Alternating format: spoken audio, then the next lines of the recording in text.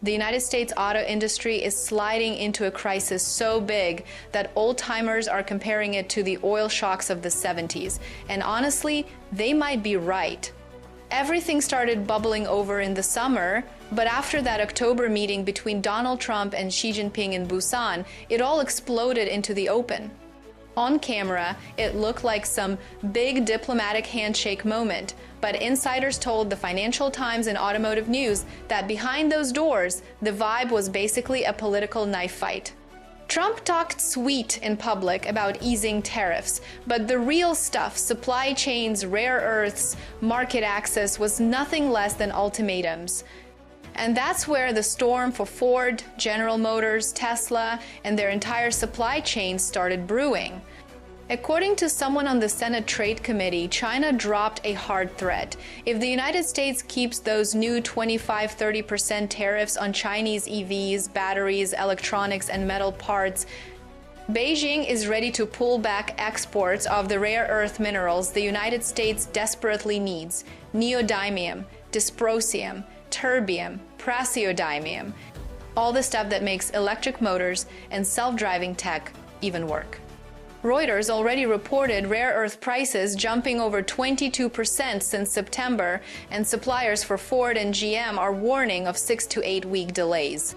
A Texas magnet plant straight up admitted that if China tightens exports even a little, they're toast, because basically everything is processed in China and there's barely any backup options. Automotive Logistics even said the United States auto supply chain is more China-dependent than electronics, which is insane.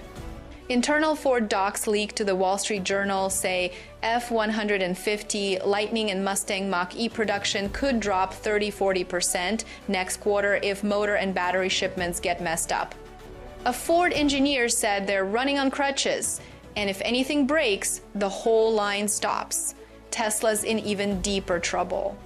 After Trump tightened rules on United States companies relying on foreign production, the White House started eyeballing Tesla's Shanghai Gigafactory, the place that builds over half of all Teslas worldwide. And Bloomberg says the administration might hit companies that rely too heavily on Chinese factories with penalties, which could smack Tesla historic level hard.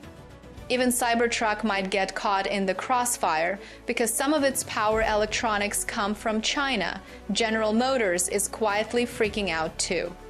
CNBC says GM is preparing for a tech pause because one of its critical electric drive suppliers warned exports could drop.